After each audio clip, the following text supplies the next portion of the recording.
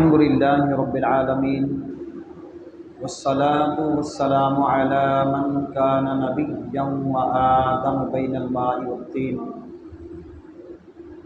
وعلى آله وأصحابه وأولياء أمته وعلماء ملته أجمعين. أما بعد فأعوذ بالله من الشيطان الرجيم. بسم الله الرحمن الرحيم. وَنُنَزِّلُ مِنَ الْقُرْآنِ مَا هُوَ شِفَاءٌ وَرَحْمَةٌ لِّلْمُؤْمِنِينَ. صدق الله مولانا العلي العظيم وبلغنا رسوله النبي الأمين الكريم. امام و خطیب مسجد حاضہ حضرت مولانا قاری محمد شکیل قادری صاحب، محفل پاک میں موجود علماء ذی وقار، قاری صاحبان، حفاظ کرام، معزز سامعین کرام، عاشقان رسول، آپ سب کو مبارک ہو کہ تراویح کی صورت میں قرآن پاک ختم کرنے کی اللہ تبارک و تعالیٰ نے سعادت عطا فرمائی. رب العالمین کی بارگاہ میں بطفیل ماہ نبوت صلی اللہ علیہ وسلم دعا ہے کہ قبلہ حافظ صاحب کا تراویح کی صورت میں قرآن پاک سنانا آپ تمام حضرات کا شوق، محبت، ذوق کے ساتھ قرآن پاک سننا، نماز تراویح ادا کرنا، انتظامیہ کا انتظام کرنا اپنی بارگاہ عالی شان میں قبول فرما کر آپ سب کے لیے، ہم سب کے لیے گناہوں سے بخشش کا ذریعہ بنائے. اللہ تعالیٰ آپ سب کے والدین اور اہل خانہ کے لیے بھی مغفرت کا ذریعہ بنائے. اس مقدس قرآن کا آج ختم ہوا ہے کہ جس کی اتنی فضیلتیں وارد ہوئی ہیں کہ اس جیسا کوئی اور کلام نہیں ہے. قرآن بھی آسمانی کتاب ہے، اور بھی آسمانی کتابیں نازل ہوئیں، صحیفے بھی نازل ہوئے، لیکن جو رتبہ قرآن مجید کو اللہ تعالیٰ نے عطا فرمایا اور جو قرآن کا رتبہ ہے وہ کسی اور کتاب کا نہیں ہے. حدیث پاک میں ارشاد فرمایا کہ قرآن پاک کی فضیلت تمام کتابوں پر ایسی ہے جس طرح کہ اللہ تعالیٰ کی فضیلت ساری مخلوقات کے اوپر ہے. یہ وہ مقدس کتاب ہے اور یہ وہ بابرکت کتاب ہے کہ جس کو محبت کی نگاہ سے دیکھنا بھی ثواب اور عبادت ہے. یہ وہ مقدس کلام ہے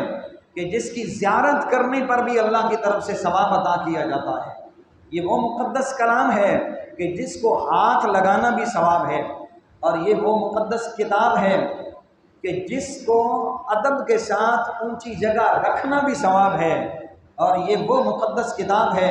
کہ جس کی تلاوت کے ایک ایک حرف پر اللہ تعالیٰ پڑھنے والے کو 10 نیکیاں عطا فرما دیتا ہے. اور یہ وہ کتاب ہے کہ جس کے بارے میں ارشاد فرمایا کہ تم میں سب سے بڑا عبادت گزار وہ ہے جو سب سے زیادہ تلاوت کلام مجید کرنے والا ہے. قرآن مجید کی تلاوت سب سے زیادہ کرنے والے کو سب سے بڑا عبادت گزار کہا گیا. اور صرف یہی نہیں پیارے اور محترم بھائیوں، یہ وہ سچی اور وفادار کتاب ہے کہ جو کوئی اس سے محبت کر لیتا ہے، اس کا حق ادا کرتا ہے، اس کے احکامات پر عمل کرتا ہے، اس کے حلال کو حلال جانتا ہے، اس کے حرام کو حرام جانتا ہے، اور اس طریقے سے محبت قرآن اور احکام قرآن پر عمل کر کے اپنی زندگی گزارتا ہے، وہ دنیا سے جب جاتا ہے قبر میں بعد میں پہنچتا ہے، قرآن پہلے اس کا انتظار کر رہا ہوتا ہے. قرآن پہلے اس کا انتظار کر رہا ہوتا ہے. یہ وہ مقدس کتاب ہے. پیارے اور محترم بھائیوں، اللہ تبارک و تعالیٰ نے ہم پر اتنا کرم فرمایا، اتنا احسان عطا فرمایا کہ جو کتاب بصورت قرآن عطا فرمائی وہ سب کتابوں سے افضل ہے. اللہ تعالیٰ نے جو ہمیں نبی عطا فرمایا وہ سارے انبیاء سے افضل ہے. جو دین عطا فرمایا، ان الدین عند اللہ الاسلام، اس کی شان خود بیان فرما کر واضح کر دیا کہ سب سے زیادہ پسندیدہ اور محبوب دین جو اللہ کی بارگاہ میں ہے وہ دین اسلام ہے، سب سے زیادہ افضل دین عطا فرمایا۔ اور پھر صرف یہی نہیں بلکہ شہر رمضان الذی انزل فیہ القرآن، اللہ تعالیٰ نے اس امت کو رمضان شریف جو عطا فرمایا یہ سب سے افضل مہینہ عطا فرمایا، اس سے پہلے کسی اور کو یہ نہ عطا ہوا۔ دین بھی سب سے اعلیٰ دیا، نبی بھی سب سے اعلیٰ عطا فرمایا، کتاب بھی سب سے اعلیٰ عطا فرمائی، اور جو امت جس امت میں ہمیں پیدا کیا یہ امت بھی ساری امتوں سے افضل ہے۔ اتنے انعام اتنے کرم اللہ تبارک و تعالیٰ نے ہم پر فرمائے، اس پر اللہ تبارک و تعالیٰ کا جتنا شکر ادا کریں اتنا کم ہے، جتنا شکر ادا کریں اتنا کم ہے۔ بار بار اللہ تعالیٰ کے ان احسانات پر شکر کی نیت سے الحمدللہ رب العالمین کہا کریں، اس لیے کہ جو بندہ اللہ کی نعمتوں کا شکر ادا کرتا ہے اللہ تبارک و تعالیٰ اس کی نعمتوں کو اور بڑھا دیتا ہے۔ شکر بھی ادا کریں، اور پھر اتنی عظمت والی چیزیں عطا کی ہیں، ان کی عظمت کو سمجھیں، ان کی عظمت کو سمجھیں۔ اور قرآن پاک کہ جس کی فضیلت یہ ہے کہ اللہ تبارک و تعالیٰ نے جتنی بھی آسمانی کتابیں نازل فرمائیں، تورات، زبور، انجیل، صحیفے، ان کے بارے میں یہ تھا کہ وہ صرف جس نبی پر نازل ہوتے تھے وہی نبی ان کو حفظ کرتا، اسی نبی کو وہ یاد ہوتے تھے، امتی حفظ نہیں کر سکتا تھا، امتی یاد نہیں کر سکتا تھا۔ یہی وجہ ہے کہ نہ اس زمانے میں اور نہ آج کسی بھی آسمانی کتاب کا کوئی حافظ نہیں ملے گا، لیکن قربان جائیں پیارے مصطفیٰ کے صدقے اللہ تعالیٰ نے ہمیں جو کتاب عطا فرمائی ہے، حضور علیہ الصلوۃ والسلام کے قلب اطہر پر اس کا پہلے ورود فرمایا، اس لیے کہ اس کا روب اتنا تھا، اس کا جلال اتنا تھا۔ ارشاد فرمایا اگر ہم اس قرآن کو پہاڑوں پر نازل کرتے تو وہ اس کی تاب نہ لا سکتے، اس کا روب برداشت نہ کر سکتے، ریزہ ریزہ ہو جاتے، لیکن قربان جائیں سینہ مصطفیٰ پر کہ ایک نہیں پورے 30 سپارے حضور علیہ الصلوۃ والسلام کے قلب اطہر پر وارد اور نازل ہوئے، اور حضور علیہ الصلوۃ والسلام کے سینہ مبارکہ کے اندر جب قرآن سما گیا تو اللہ تعالیٰ نے اپنے پیارے محبوب کی امت کو یہ اعزاز دیا کہ بچہ بچہ مکمل قرآن حفظ کر لیتا ہے۔ دنیا بھر میں لا تعداد قرآن کے حافظ موجود ہیں، تو یہ بھی اللہ تعالیٰ کا احسان ہے کہ اللہ تعالیٰ نے ایسی کتاب ہمیں عطا فرمائی ہے کہ جو ہم حفظ کر سکتے ہیں، اور پھر مکمل ضابطہ حیات ہے۔ نیکیوں کی طرف دیکھیں تو ایک حرف پر 10 نیکیاں، ایک رکوع ایک صفحہ جو خوش نصیب پڑھ لے کتنی زیادہ نیکیاں، اور جو رمضان کے اندر پڑھے اور زیادہ، اور پھر نماز کی حالت میں پڑھے اور زیادہ۔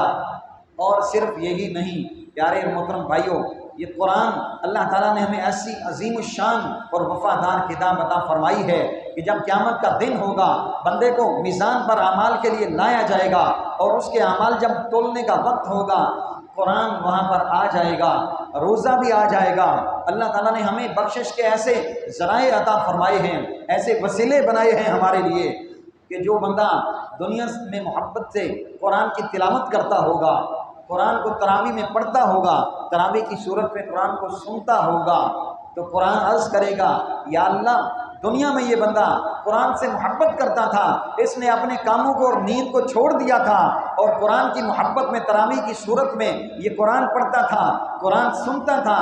آج میری شفاعت اس کے حق میں قبول فرما۔ اور روزہ کہے گا یا اللہ میں نے اس کو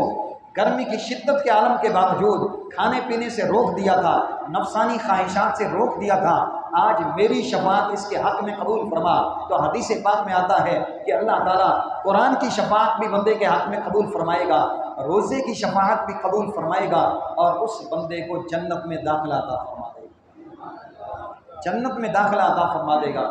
لیکن پیارے محترم بھائیوں، سوچنے کی بات یہ ہے،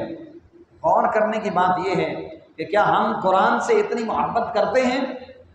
روزے سے اتنی محبت کرتے ہیں کہ یہ قرآن اور روزہ جب ہم قیامت والے دن اللہ کی بارگاہ میں آئیں تو یہ ہماری شفاعت کرنے کے لیے آ جائیں؟ یاد رہے کہ روزے سے محبت کرنا، روزے کا حق ادا کرنا بھی ضروری ہے، قرآن سے محبت کرنے کے ساتھ ساتھ قرآن کا حق ادا کرنا بھی ضروری ہے۔ اب اتنی عظمت والی کتاب اگر ہم اپنے اعمال کا جائزہ لیں، اگر محاسبہ کریں، تو ہمارے گھروں میں قرآن رکھے ہوتے ہیں، مٹی جم جاتی ہے، کھول کر اس کو تلاوت کرنا تو کجا اس کو صاف کرنے کی توفیق نہیں ملتی ہے، الا ماشاءاللہ جو ایسے عاشقان قرآن ہیں کہ جن کو قرآن کی تلاوت کیے بغیر سکون نہیں ملتا، ایسے بھی ہیں، لیکن وہ ہزاروں میں اکا دکا ہوں گے۔ اکثریت کا حال یہ ہے کہ مہینوں گزر جاتے ہیں،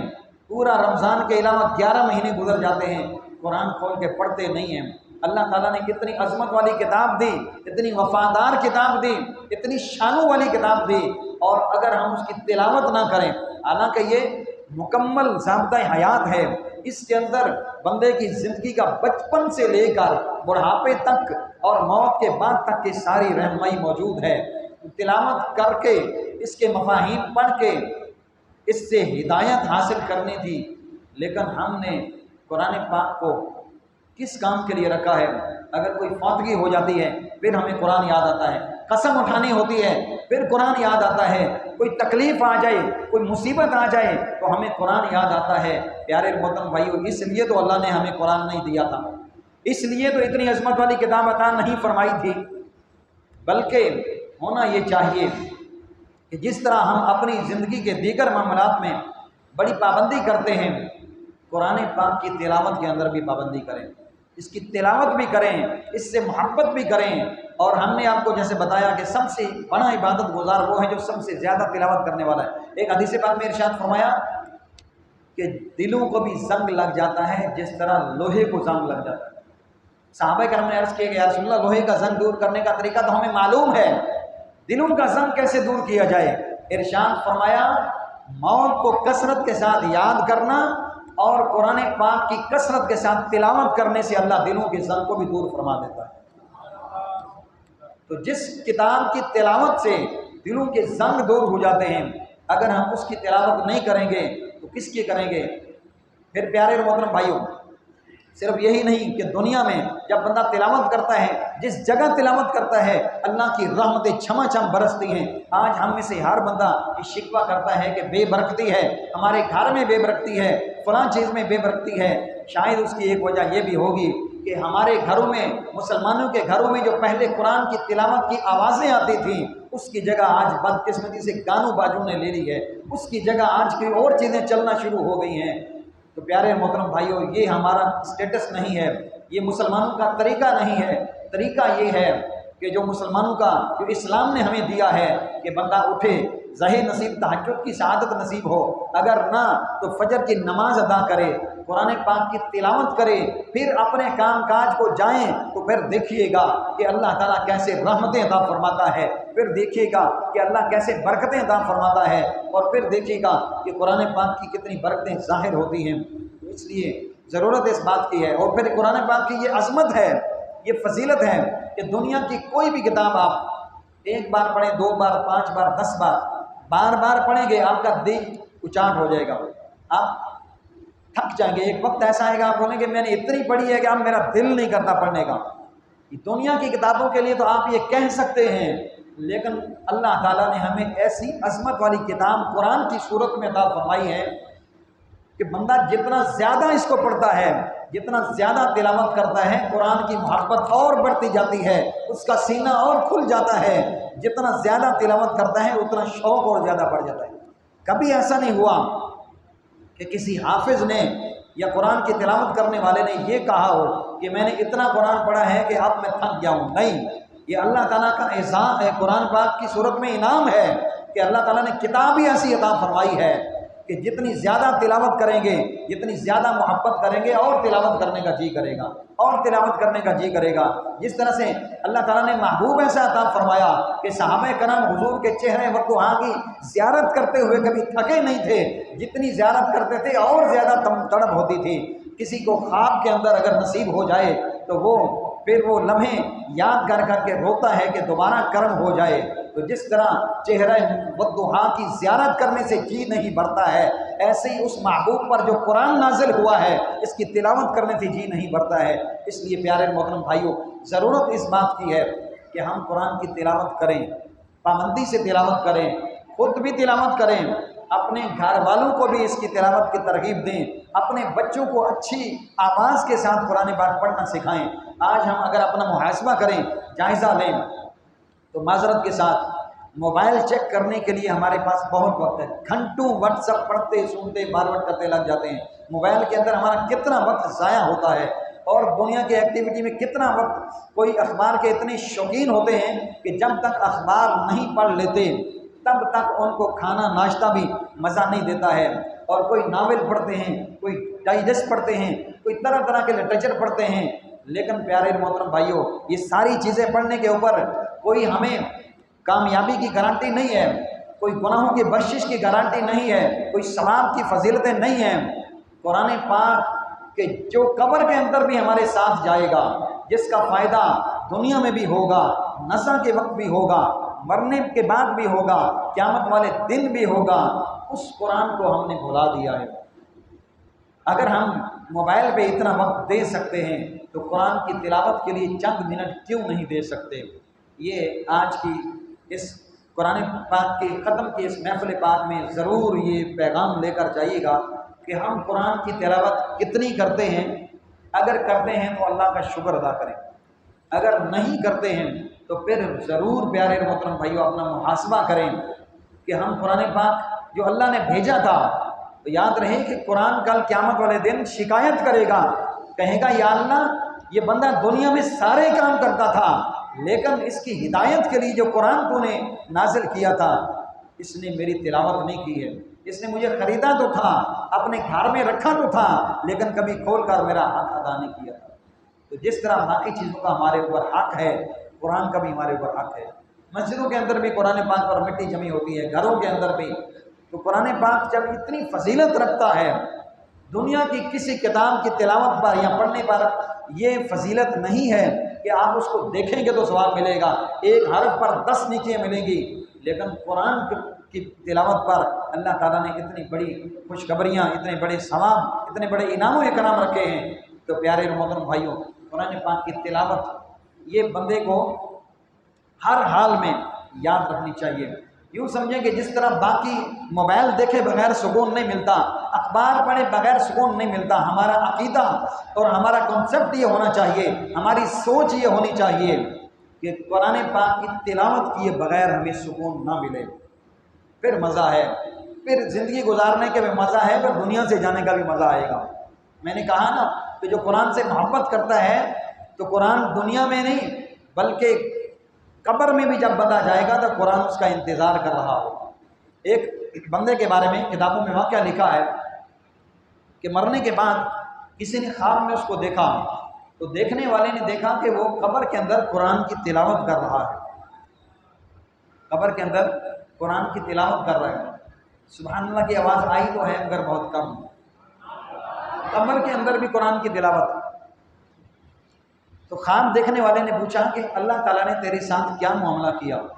اس نے کہا کہ اللہ تعالیٰ نے مجھ پر بڑا کرم کیا ہے اور مجھے بخش دیا ہے۔ اس نے پوچھا کہ پھر قبر کے اندر قرآن پاک کی تلاوت کرنے کا کیا مطلب ہے؟ تو جو تلاوت کرنے والا تھا، جو دنیا سے جانے والا تھا، جو قبر کی زندگی میں پہنچ گیا تھا، اس نے جواب دیا کہ دراصل میں قرآن سے بڑی محبت کرتا تھا، دنیا میں جب بھی اس کی تلاوت کرتا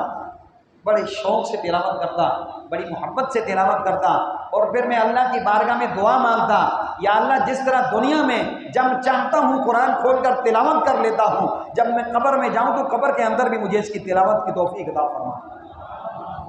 قبر کے اندر بھی تلاوت کی توفیق عطا فرمانا۔ تو اس نے کہا کہ اللہ تعالیٰ نے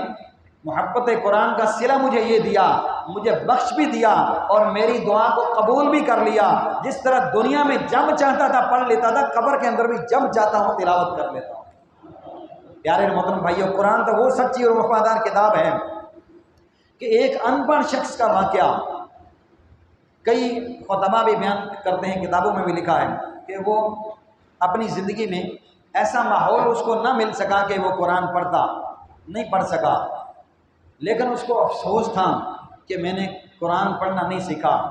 مگر اس کے ساتھ ساتھ قرآن سے بے حد محبت کرتا تھا۔ جب بھی اس کو قرآن نظر آ جاتا بڑی محبت سے اس کی زیارت کرتا، اگر وضو ہوتا تو ہاتھ رکھ کر اس کو چومتا، اٹھا کر سینے سے لگاتا اور بار بار اس کو کھولتا، اور کھولنے کے بعد اپنی ندامت اور شرمندگی میں بجھے ہوئے دل سے کہ میں اس کی تلاوت کرنا نہیں سیکھا، لیکن محبت اتنی تھی کہ جب بھی کھولتا تو اللہ کی بارگاہ میں اس طرح سے عرض کرتا کہ یا اللہ، یہ میرا ایمان ہے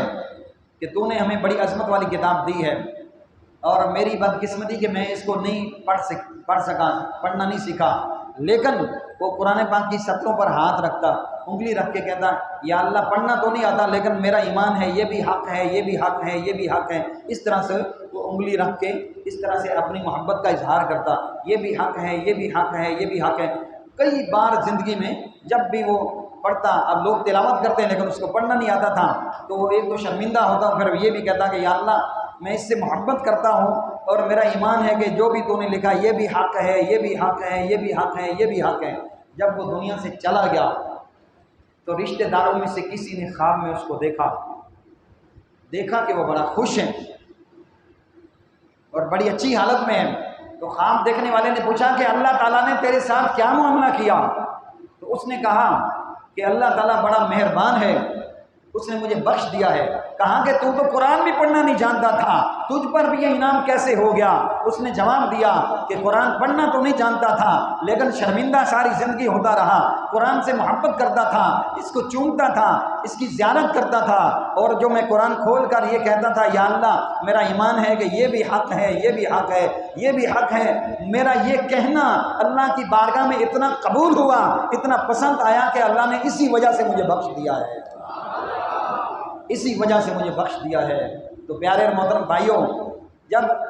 اتنے سے عمل پر اللہ اتنا اجر عطا فرماتا ہے تو جو محبت سے اس کی تلاوت کرتا ہے اس کو کتنا بڑا اجر ملے گا۔ لہذا آج کی محفل سے یہ درس لے کے جائیں، اور ویسے حدیث بھی ہے ادبوا اولادکم علی ثلاثۃ خصال۔ آخری بات کر کے اجازت چاہوں گا، بڑی محبت سے حدیث بات سن لیں۔ فرمایا کہ تم اپنی اولاد کو 3 چیزوں کی تربیت دو، اپنی اولاد کو 3 چیزیں سکھاؤ۔ اب ہم اپنی اولاد کو بہت کچھ سکھاتے ہیں، اتنی تعلیم دیتے ہیں کہ روزانہ بڑے اہتمام کے ساتھ گھر میں ماں باپ بچے کو اٹھاتے ہیں، اس کو تیار کرتے ہیں، اس کا ناشتہ بناتے ہیں، اور اس کو پھر یونیفارم پہنا کے اسکول چھوڑتے ہیں وین پہ، بڑی ذمہ داری کے ساتھ۔ ایسے لگتا ہے کہ جب فرض واجب ہے، اچھی بات ہے، تعلیم دینی چاہیے، لیکن اتنے انتظام جتنے بچے کے اسکول کی تعلیم کے لیے کیے ہیں اور کرتے ہیں، کیا دین سکھانے کے بھی اتنے انتظام کرتے ہیں؟ پیارے محترم بھائیوں، لمحہ فکریہ ہے، ہم مسلمان ہیں، یہ ساری تعلیم، یہ ساری ڈگریاں یہ دنیا میں رہ جائیں گی، آخرت میں عمل جائیں گے، تو دین سکھایا ہوگا وہ جائے گا، لیکن دین کی محبت ہمارے دل میں کتنی ہے؟ ہم کتنا اپنے بچوں کو دین سکھاتے ہیں؟ ہمارے بچے کس طرح کے ایکٹیویٹی میں ہیں؟ موبائل لے کے دے دیے اور اس میں کیا کرتے ہیں یہ ہمیں پتہ ہی نہیں، اگر پتہ ہے تو ہم نے آنکھیں بند کی ہوئی۔ فرمایا کہ اپنی اولاد کو 3 چیزیں سکھاؤ، حب نبیکم، اپنے نبی کی محبت سکھاؤ، یہ حدیث ہے، حکم ہے، نبی کی اتنی محبت سکھاؤ، اتنی محبت سکھاؤ کہ نبی کی عظمت، نبی کی شان، نبی کے کمالات، نبی کے معجزات اپنے بچوں کو اتنے سکھا دو کہ پھر کوئی دشمن اگر نبی کے بارے میں بے ادبی کرے یا شان کم کرنے کی کوئی بات کرے یا کوئی تحریر لکھے تو ہمارے بچے کے دل میں اتنی محبت ہونی چاہیے کہ دشمن کی بات کو اور اس کے وار کو فوراً سمجھ جائے اور ناموس رسالت کا پہرے دار بن جائے۔ اور دوسری بات فرمایا حب آل نبیکم، اپنے نبی کی آل کی محبت اپنی اولاد کو سکھاؤ۔ اور تیسری چیز فرمایا قراءۃ القرآن، اور اچھی آواز میں اچھے تلفظ کے ساتھ قرآن پاک کی تلاوت کرنا اپنے بچوں کو سکھاؤ۔ اللہ تبارک و تعالی ہمیں محبت قرآن نصیب فرمائے، روزانہ قرآن پاک کی تلاوت کرنے کی توفیق عطا فرمائے۔ جس طرح تراویح کی صورت میں وقت نکال کر بڑے اہتمام کے ساتھ آپ نے قرآن سنا، قاری صاحب نے سنایا، پیارے محترم بھائیوں، رمضان کے جانے کے بعد بھی اس کی تلاوت کا معمول جاری رکھیے گا۔ یقین کریں اگر آپ تلاوت قرآن مجید کو اپنی زندگی میں لے آئیں گے تو آپ کی زندگی میں سکون بھی آ جائے گا، امن بھی آ جائے گا، برکتیں بھی آ جائیں گی۔ اور بڑی پریشانیاں بھی دور ہو جائیں گی۔ اللہ تبارک و تعالی ہمیں قرآن پاک کا حق ادا کرنے کی اور زیادہ سے زیادہ اس کی تلاوت کرنے کی توفیق عطا فرمائے۔